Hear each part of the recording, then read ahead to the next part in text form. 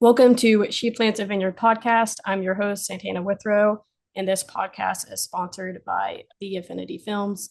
Today, I have Mia McCarthy with me. She is a corporate lawyer and a mother of two boys, so really excited to have her on. Welcome to the pod.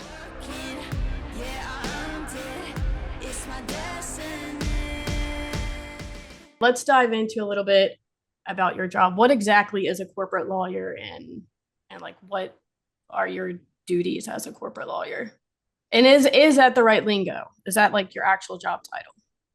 So for the last 4 years, I was working at a biotech company, and I was general counsel of that company. So general counsel oversees all of the legal functions. So that's both sort of corporate law and any litigation or any other legal matters that the company faces. Corporate law was my practice before I became general counsel, and that is a category of law. People define it differently, but I would sort of frame it as litigation is sort of one of the biggest sort of family of law, and that's obviously where one party sues another party, and then the other biggest branch of law, which is very broad and incorporates a number of different types of law, is corporate law. And that can be anywhere from transactional law, so when one company buys another company, it can be licensing. So when one company licenses the right to use some asset or product from another company, but it can also be things like complying with various laws and regulations. So if a company is publicly traded on a stock exchange, making sure that you're keeping up with all the public filings you need to make over the course of a year. It can also include things like tax law, negotiating contracts with vendors. So corporate law is sort of a broad umbrella. But yes, that's what I did before I became general counsel when I had to deal with all areas of law. Okay. That And you answer your did, question? yes, it did. And very well. When you were doing corporate law, did you do all those things that you just described as your main job? When I did corporate law, I did transactional law. So when one company buys another, I did licensing law. Um, I did SEC filings. So when a company is publicly traded and they make those filings with the SEC, I also did corporate governance. So that's just the sort of day-to-day, how to run a company, making sure that um, the board of the company is complying with its fiduciary duties, the corporation as a whole is functioning in a healthy way. Um, but also things like raising money. So when a company raises money, there's a lot of legal aspects to that company raising money, whether it's private markets and it's a venture capital firm that's investing in that company, or public markets and the company's doing an IPO and going public. There are a lot of legal agreements and legal documents that go into it. So I did all of those things were my main focus as a corporate lawyer. Yeah, that goes way over my head, but it's very, very interesting. Sounds more boring than it is. That doesn't sound boring. It sounds stressful, but yeah. Okay, so going back a little bit into your childhood, did you always know that you wanted to be a lawyer, or was that something that you decided later, as a teenager or going into college? Largely decided later in life. Um, but I was one of those kids where everyone always said, you're going to be a lawyer when you grow up, because I questioned everything. I was constantly negotiating everything. I was just, I think it's just people say to kids who are really annoying. And I was definitely very annoying as a child. Um, so it was always in the back of my mind of people saying, "Oh, I think you're going to be a good lawyer because you won't leave me alone." Um, and You were so, the Y kid. yeah, yeah, this is the Y kid, and how about 5 more minutes? How about 3 more minutes? Yeah. Which now my child is, so payback. Um, so it was always in the back of my mind. I wanted to be a doctor for a while. In high school, I wanted to be a doctor. Um, I took every biology class, every science class I could, and then I took AP chemistry and about failed it. And I figured pre-med and med school would not go super well if I couldn't even make it through AP chemistry in high school. So I pivoted a bit. And then in college, thought I was going to go into politics, like State Department, working for an embassy, that type of thing. Thankfully, I had the opportunity to do that during a couple summers in college and realized that life in government was not for me. And then once I pivoted from there, I started considering law school. Okay. All right. What where do you think that drive like came from? You know, you said you wanted to be a doctor and then you took all these biology classes. Like, was that always innately in you to just go for it? Or do you think someone in your life like helped you kind of become more determined and supported you in that? Certainly, I had a lot of support and a lot of encouragement from family, friends, etc. But I think I've always been, even from a very young age, pretty self-motivated. Mm-hmm. Um, eh, Even from a young age, I always wanted to do well in school, and I think, of course, my parents wanted me to do well in school. But I think even if they hadn't been pushing me to do well in school, I would have been pushing myself to do well in school. So I would say a lot of it was just Who you who are. knows why, just an innate desire to do well. Yeah. Yeah, that makes sense. I definitely see that, like just knowing you, like you're very determined, very like you're kind of serious. Everyone tells me I'm way too serious, and I'm like, it's just I don't know what to do about that. Okay, so take me through the process of going to college. You said you didn't know that you were going to go to law school when you went into college. You didn't know that that was the path you were going to take yet. No, so I took a lot. I was a double major in political science and psychology. Took basically every political science class I could, especially I liked international politics, so I took a lot of international poli-sci courses, really like that. Took a lot of psych classes, really loved those. Didn't have a clear sort of career path in mind, but I thought that all the international politics stuff was interesting, thought something like being an ambassador or something like that in another country would be cool. Um, but I worked all three of my summers in college in various government agencies. So I worked for a congressman my first summer, I worked for the State Department my second two summers, and I loved all of those experiences. I had a great time. I was in Africa for one of those internships at the embassy in Botswana. It was awesome. Um, but the government is just very inefficient Yeah. by design. Yeah. And I sort of saw the writing on the wall that that would drive me crazy over time and Yeah. Yeah, turn because my sights elsewhere. it takes more than one person to fix the government. Yes, the very definition of bureaucracy. Yes. Yeah. Okay, so you got it. What was the process of getting accepted? So you went to it. What college did you go to for your like general 4 years? So I went to Emory in Atlanta, Okay. um, started applying, as ever most people do, junior year of high school. Yeah. Um, got into a few colleges that I thought would be good, but decided, Atlanta had never really lived in the South unless you consider Maryland the South, which some do. That's fair. Um, Yeah. It's there, kind of. so decided it'd be cool to live in a new city. Um, and sort of make my own way away from my family, be a little bit more independent.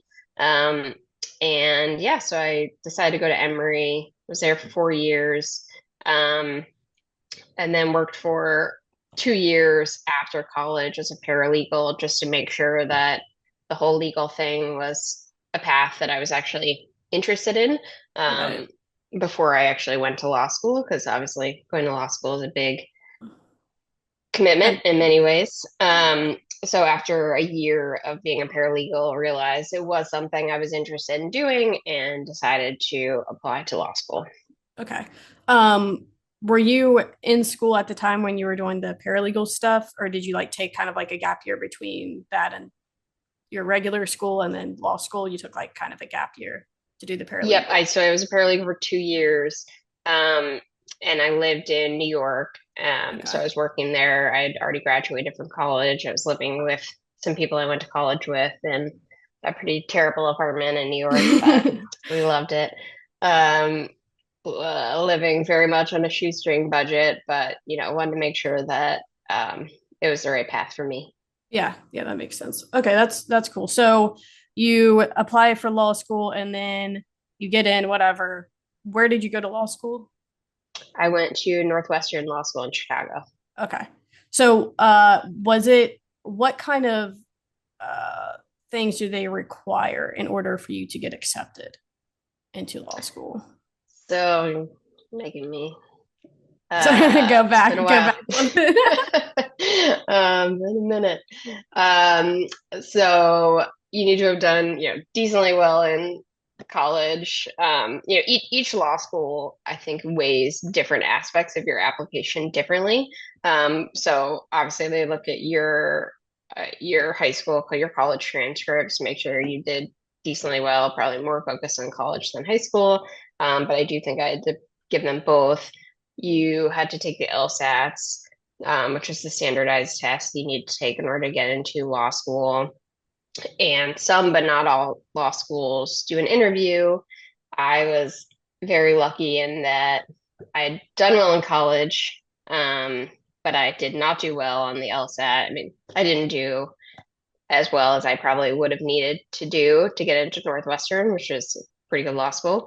Um, but Northwestern really emphasized the interview process. So I had the opportunity to interview, and they also liked people who had taken time off before law school, which also just made for a better law school experience because you get a lot of law schools, people go straight from college into law school and they don't have time to sort of take a beat and think about whether that is something they actually want to do, A, and B, they haven't really had any life experiences when going into law school. So a lot of my law school classmates have been out of college for 5 years, 10 years, and done really cool stuff. Some people had been in the military for a while. Some people had, done a career in banking. Some people had just all sorts of stuff that people had done that all they brought sort of all those experiences to all the discussions that you tend to have in law school and all the debates and all of that. So anyway, I was fortunate that Northwestern liked that I had taken 2 years off. I was fortunate that they really put a lot of weight on the interview and the more interpersonal aspects of a person. They wanted people who were more well-rounded and not just, sort of a machine who did super well on a standardized test. So I was fortunate that I, sort of uh, got into a school that was a little bit better than I otherwise probably would have gotten into with just my LSAT scores alone. That's okay. So that's good to know that obviously the LSAT scores are really important, but some schools might do the interview process differently. And if someone didn't do well on the LSAT, it doesn't mean that you can't pursue it if you want to. So Yep. that's good to know. Um, let's see. How did you decide what attorney path you wanted to take? Because there's obviously different types of lawyers. There's divorce lawyers or defense lawyers. There's all kinds of different paths you could take. So what ultimately led you to take the path you did? So when you start at law school, almost every law school, I think, makes you take the same 4 or 5 classes your first semester. The whole first year curriculum is pretty much set in stone. So one of those classes that you have to take is criminal law. And, going into law school, it seems like that would be the best class. You're, the most excited. That's the most interesting. That's, probably why a lot of people become lawyers is they think they're going to be a criminal lawyer. Um, so I get to law school, I take criminal law, I start criminal law, and I absolutely hated it. I thought it was terrible. It was a lot of like very philosophical debates about crime and punishment, and I just didn't like it. And then I took torts as well, which is torts is like what you think of as like product liability. So a piece of machinery malfunctions and injures somebody, they sue that company who made the product, or like a slip and fall at a grocery store, or like general litigation that people often think of as, the litigation. And I hated that as well. Um, so I had a real moment of like, oh, wow, I don't think going to law school is the right decision for me. Um, And thankfully, another class that they require you to take that first semester is contracts. And contract sounds like the worst class of law school on paper, but I loved it. It was my favorite, one of my favorite classes of law school. And it opened my eyes to this whole other branch of law, which was corporate law slash transactional law. Going into law school, I think I, like most people, was really only aware of litigation, people suing other people, entities suing other entities. Um, and so transactional law was not on my radar before then, but I took contracts and realized that this whole huge branch of law existed. And so I was very fortunate that Northwestern happened to be one of the only schools at the time. This was 2007. Um, they were very focused on corporate law and transactional law. They had a very close relationship with the Northwestern Business School. They were one of the first schools to have a joint JD MBA program. So as a result, they had a ton of transactional law classes, which was just very fortuitous that I happened to end up there, because a lot of law schools at the time were still very focused on litigation and the litigation curriculum. Um, so super lucky that I just happened to be there when I discovered that I hated litigation. And so I took every corporate transactional law class that I could, and loved it. I thought it was really interesting. I loved learning about all of the deals. I thought it was just incredibly interesting and this whole other world that sort of opened my eyes to all of these different possible careers that I could go into, that didn't involve suing people. Yeah. Yeah, it's also probably a little bit more black and white, I'm assuming, like contracts versus like criminal law is very, it could be a little bit gray of someone robs a store or someone's getting put in jail. To defend that, you might have to defend someone that you don't want to defend necessarily. So contracts are, they're probably a little bit more black and white of like, this is what it is and this is what the contract says. To some extent, but most of law is unfortunately not as black and white as you would want. There's a lot of terms like reasonable in contracts, and then you debate for days, hours, years what reasonable means, or what best efforts are. And so there's a lot of gray area in all of it, but um, it is a little bit less messy, in a lot of ways than litigation, in my opinion. Yeah, that's interesting. All right, so how long have you been a lawyer so far? Been a little while. So almost 15 years. So I Okay. graduated from law school in 2010. Okay. So during those 15 years, what's been like the biggest struggle or the hardest thing that you've had to overcome as a lawyer, or even in college, if that was like the biggest struggle? I think that, so in a lot of ways, the legal profession is sort of one of the last apprenticeships. And I think this is less and less so over time as law schools become a little bit more pragmatic. Um, but in a lot of ways, you go to law school and you learn how to think about legal problems, um, and how to debate and sort of argue both sides of everything and think about things from every angle. And um, but you're not actually learning much about how to practice law. So you learn these skill sets, which will someday be useful, but the sort of day-to-day aspects of being a lawyer, you really are not getting in law school.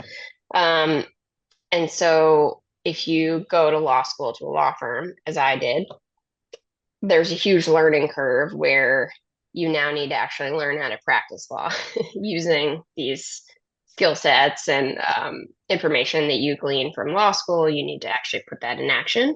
And a lot of it is, as I said, sort of an apprenticeship where you're working with partners at the law firm and watching what they do and asking questions, etc. So it's tough. And at the same time, you're working long hours, you're working for high profile clients who, do not take well to people making mistakes. They're paying their law firms a lot of money to do an excellent job. Um, So completely fair that they're expecting top caliber work. So it's stressful in a lot of ways. And I think in hindsight, one of the mistakes that I made, and I think others make, is you're working with such smart people and you're working with such high profile clients or high profile legal matters where you have to do such a good job or there's such a pressure to do such a good job, the desire to look competent and to act like you know the answer when you don't, or to just say, yep, I get it, and keep moving without sort of waving your hand in the air and being like, I'm confused. Can you help me understand that? Can you explain it again? Can you talk me through that? Um, I think that I didn't do a good enough job at asking for help. And it's so important, especially earlier in your career. I mean, that's the absolute best time to ask every single question that you possibly can. People like to explain what they do, people like to help you. Um, so it's just a matter of sort of putting your ego aside and saying, hey, can we talk through that again? I didn't quite get what you just explained. Can we work through it? And I didn't do nearly enough of that. So, you're then sort of playing catch up and you're making it harder for yourself. And I think that's something that I still police myself on. It's still, the I think natural instinct for a lot of people, especially type A people, is to act like you know the answer, to act like you're competent in every domain. But some of the smartest people I've worked with and some of the best leaders I've worked with are the people who they ask questions all the time. I think it's a sign of confidence when you say, hey, you know what? Can you talk me through that? I'm not sure. I didn't quite get that. Or asking for help. Like, you don't have to be the expert in every single field of expertise, obviously. And you don't have to be an expert at something right away if it's your field of expertise. So having the confidence to step back and say, hey, I don't get it. Um, can you help me understand that? Is something that I should have done more in my early career. And now I try to do as a general practice and make sure that if I don't understand something, I'm not just steamrolling ahead and then I'm stopping and saying, let me try to figure that out before we move on. So that's a piece of advice that I would give to people, especially in their early career. Yeah, that's really good advice. And I think you're right. Like people do like to explain what they do. They don't, when you ask questions, people are more than happy to just be like, yeah, this is what this means. And obviously you're someone that's very successful in your career and you're taking the time to do this podcast. And you're obviously busy. You obviously don't have a lot of time, but you're willing to explain. So I think this is a great example of people do like to explain and talk about what they do and help others. Especially, I think the more successful you are, the more willing I've noticed that you're willing to help other people.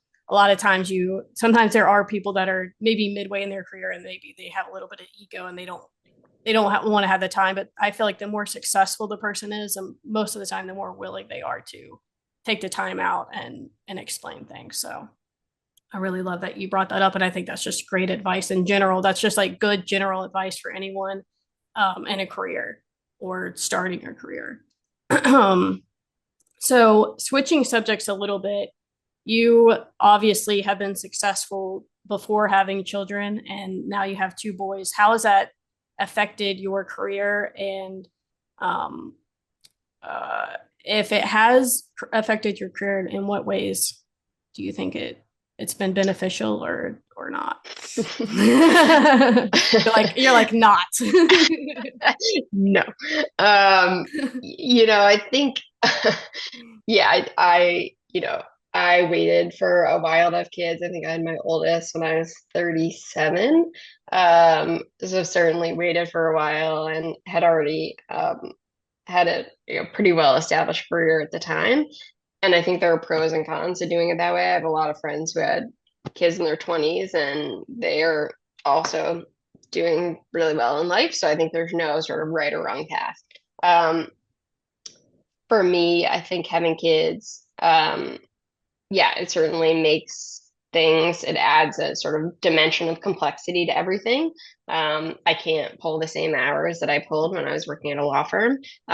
nor do I want to. It sort of adds dimension to your life and meaning to your life in a lot of ways. Certainly, if you don't have kids, there's many other ways to get meaning that don't drool and sneeze on you. So I'm not the only path. But I think that one of the best things that it's done for me is it makes me hyper efficient. It makes me, when I get to work, I know I'm not going to be able to stay there till 7 p.m. Um, I need to make every single minute of the day matter. So I'm not surfing the internet. I'm not, sitting on my phone when I get to the office. I'm dialed in, I'm working, I'm meeting with people. I try to make every single minute that I have at the office count. And that's not to say I don't take breaks and don't, have conversations with people, because that's obviously important as well. But I'm not wasting time to the extent possible. Obviously, we all have our days, our moments. Um, so I think, I mean, that obviously is a positive change. I don't want to be wasting time on my phone. I don't want to be going down a rabbit hole on the internet. That's not a great use of anyone's time. Um, so I think that's been a positive effect.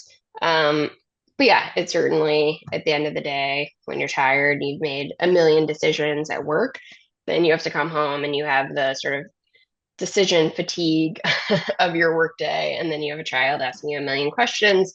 Um, but I love it. I wouldn't change it. I think it's very doable to have a career and kids. Um, I always lead with it when I'm hiring people, when I interview people, I lead with the fact that I have kids. So I sort of wink to them, nod to them, saying I do respect work-life balance. I take it very seriously. I log off at 4:30 or 5 p.m. I have dinner with my family every night.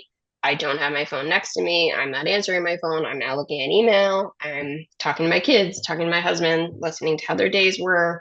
And that's very important to me. And if things are really busy, sure, after I put them to bed, I'll log back on. I'll do some more work before I go to bed. Um, but for me, the sort of balance between work and life is doable.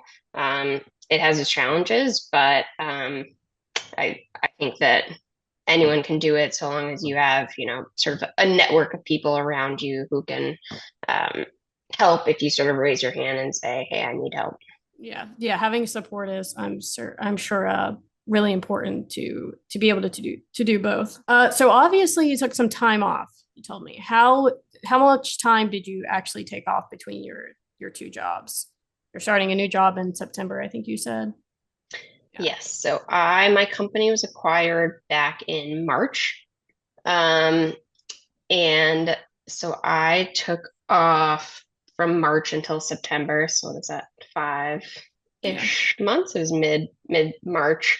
Um, yeah, took the summer off. Sort of did a little bit, leaned more into the sort of mom side of my life, took care of my life a little bit. Things were leading up to the acquisition, very busy. So I didn't have a lot of time to sort of take care of more life type stuff. So it was important to me to get back, do some of the things that I had sort of let slide over the last year or whatever it was, and um, spend more time with my kids. Have my weekends and evenings free, sort of have the release of not having to think about work when I am not at work. Um, so yeah, it's been great. And starting a new job in September, which I'm excited about. So this is the first time in my career where I've managed to take time off between jobs, and it's been great, and particularly great that I somehow was able to do it over the summer, which has been Yeah. fun. Yeah. How have you, so in terms of financial, if you don't mind me asking, how are you able to take that much time off? Because I think for a lot of people that might seem a little crazy, like how are you taking 6 months off of work with, no income coming in? So how are you able to do that? Yeah, well, I think the biggest is a lot of times, so in these transactions, especially in the field that I'm in the biotech field, a lot of times in an acquisition scenario, the executive team and others at the company who are redundant. So when a company buys another company, they have their own legal team, they have their own finance team, they have their own you name it team. And so they don't necessarily need everyone at the company that they've just bought. totally understandable. That's part of the transaction. It's part of sort of the biotech world, and that there's a lot of turnover and a lot of companies get acquired, not unexpected. So, our whole C-suite, all of our executive teams, and a number of others were no longer needed because they were already that functions. Our CEO, our CFO, all of those people were no longer needed because obviously our acquirer already had all those positions. So when they let you go as a result of that, they give you severance. So they gave everyone that they laid off certain severance packages to enable them the time to find new jobs, which is great and a huge gift that you sort of have that ability to take your time when finding a new job, especially, if the markets are tough and people have trouble getting jobs. It just sort of gives them that cushion to take their time a little bit and make sure they're finding a job that's right for them and not necessarily just the first job that comes along. So that's sort of the easy answer, is that I got severance, and so there I'm essentially being paid to be unemployed right now, which is extremely fortunate. Yeah, yeah, that's nice. So what's some financial advice you have to someone who's starting to make a little bit of money? If you can think back maybe early in your career when you started to make a little bit more money, how would Mia spend that money? Would she save it? Did she spend it on a new car? How did you sort of, you know, do your finances early in your career? Yeah, so for a long time there was not a lot of money coming in, especially when I lived in New York, and then obviously in law school I wasn't making any money. Um, so it wasn't until I went to the law firm that I actually started making enough where I could save money. I think I've been fortunate in that I'm just sort of naturally a somewhat frugal person and a saver and not a spender.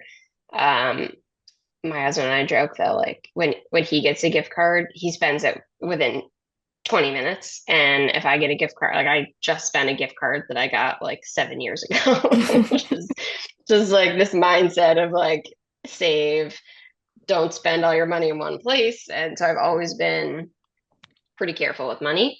Um, but I would say in terms of financial advice that I've followed over the years, that I've gotten from various people, family members, etc., first and foremost, make sure you have enough savings in the bank where, God forbid, if you lost your job tomorrow, you would be fine. So, 6 to 8 months of expenses, make sure you have those in some sort of account. Make sure it's a high yield savings account. So it's not just sitting there in your checking account, not earning interest for you. So make sure it's doing something.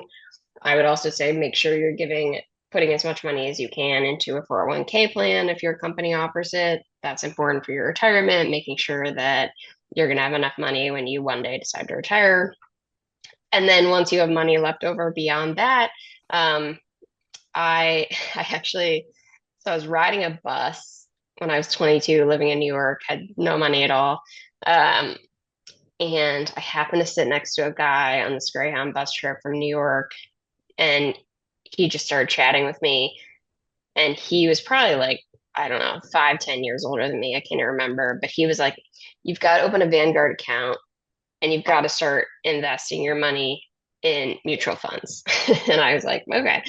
And I was 22, like barely had any money, but I actually went home and opened a Vanguard account. Vanguard accounts have pretty low fees. And invested the little money that I had sort of saved away in a mutual fund. And I've kept that money in there for the last, what's been 20 years. Um, and every time I have money that I can invest, I put a little more in it. And it's nothing crazy there. I mean, there are a bunch of mutual funds. You can do one that's, sort of tracks the S&P 500. It's a pretty basic way to invest, and you just sort of set it and forget it. So at this point, I just set an automatic investment. It automatically invests a certain amount of money every month. Leave it in there if you can. Don't take it out just because there's a downturn in the market. Obviously, if you need money for medical bills, whatever it is, it's there. But all of that makes money over time, even though there are fluctuations over time. It makes money over time and it does pretty well over time. And I think that that to me has been the best way to spend my money is not go out and buy a new outfit, go out and buy XYZ. Obviously, have fun, live your life, do what you need to do, but making sure you have the discipline, even if it's $20 a month, $50 a month, whatever you can, invest it in something.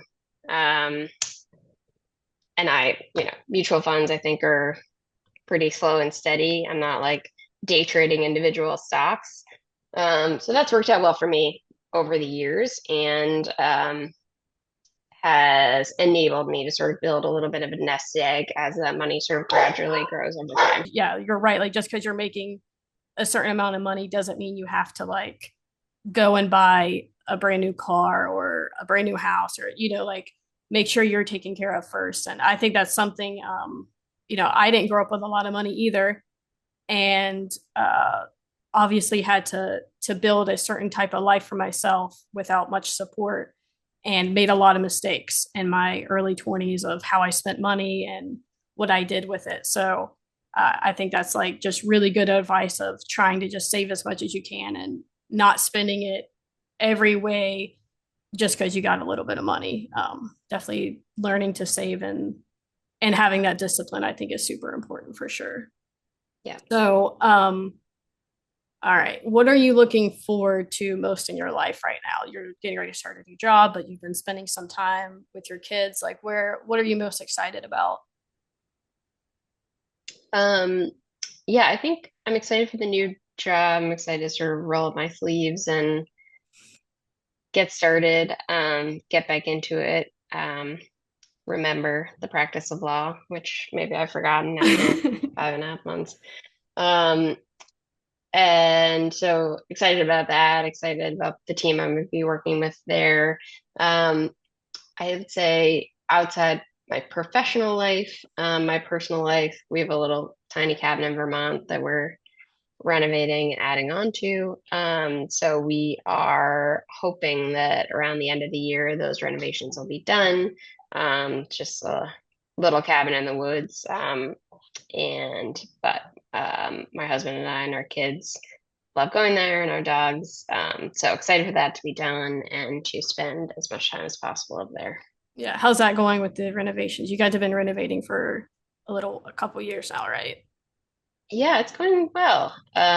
So they started in March, I want to say, maybe February. And it's going well. Our contractor who we're working with up there is great. And it's nice that we're not sort of, if I think people renovate their primary home, that's a lot more difficult, obviously. So we don't have to live in the day-to-day chaos of it. Right. So we go up there probably once a month. We were there last weekend just to check in on progress. And, Tom likes to talk shop with all the people. Um, and yeah, so it's nice that we're able to keep going up there, keep using the house, a little bit more dirt, a few more mice in the house than we would like, thanks to the construction. But yeah, it's exciting and it's fun to check in on it and see it progress over time. Yeah, that's awesome. Do you have anything else any other advice or anything else you'd like to share with the audience? Um, I think general advice. I think my general advice is I think a lot of people, not a lot of people, some people, um, I think what served me well over my career, even when I was in a very low level position, when I was a paralegal, bottom of the totem pole, I always took my job seriously and I always worked hard. And even though I knew it wasn't the actual job that I wanted to be doing, I think a lot of people don't exert as much effort as they otherwise would.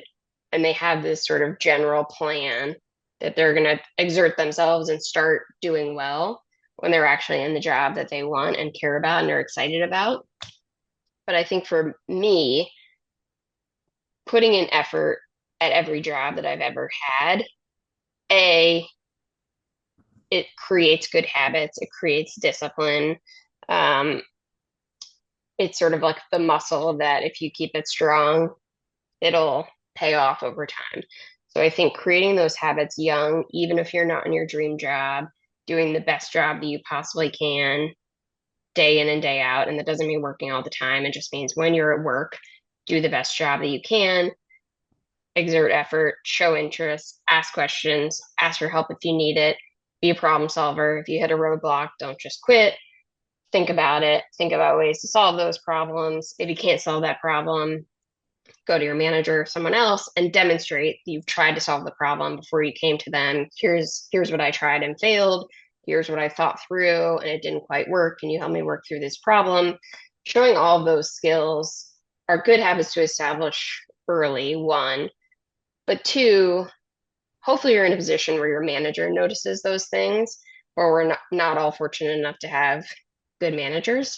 So maybe your manager doesn't notice and it feels like you're wasting your time to exert effort, do a good job. But what I've learned and seen it over and over again with both myself and others I've worked with is somebody's always watching. Like if you're doing a good job, you're working hard, you're being a problem solver, you're asking for help when you need it, you're being a good team player, you're being kind to those who you work with and others, vendors, etc. Someone is always watching and that will pay off at some point. And maybe that your manager's manager is watching. And maybe that a peer of yours is watching. And maybe that a vendor of yours is watching and taking notice and being like, that person really hustles. That's impressive. Or maybe it's somebody below you is watching and they someday will be above you and be in a position to hire you. Because I think that all these connections matter, all these relationships matter, the way we act at work, the way we sort of present ourselves and interact, it matters. And nowadays it's so easy to go on LinkedIn. If I'm going to hire somebody, I'll go on LinkedIn and I'll say, okay, who do I know who knows them? It's so easy to figure out these networks, the informal references that you can get. And so all that time you spent hustling when you felt like nobody noticed, I pick up the phone, I say, hey, I'm thinking about hiring X, Y, and Z. I see you worked with them at your last company. What do you think of them? That person was awesome. They always showed up to meetings. They always had something, interesting to say or ask good questions. They showed up on time. They were nice to work with. I liked them. They're a good person. They bring something to the company culture, all of those things. So I think it's, we've all been in those sort of toxic workplace environments where it feels like all of our hard work isn't paying off. Nobody's noticing, but I guarantee someone is noticing. So I would just say always do the absolute best job that you can in the job that you're in today. Yeah, I think that's really good advice. I think that I agree with that 100% because I think just showing up and asking questions. I've noticed in my own life and my own career, like maybe I wasn't the most talented, or maybe I wasn't the best at whatever the best videographer that's around, but more than anything, I always showed up. I'm always there to answer questions from the client if I, more so than other creatives. And I'm always willing to work with people and whatever they want. And I think that for sure, like just what you said is like just showing up and asking questions and being willing to be a part of a team is huge. And you're right, someone's watching all the time, and it could be good or it could be bad depending on on how you work. So I think that's amazing advice, and I really appreciate you taking the time and doing this with me. I think it's going to be valuable, and I know that you're busy, so I definitely appreciate your time for sure. I'm glad I caught you on a hiatus of work. It kind of worked out a little bit. So Yep. Yep. It's nice to talk about something other than babies.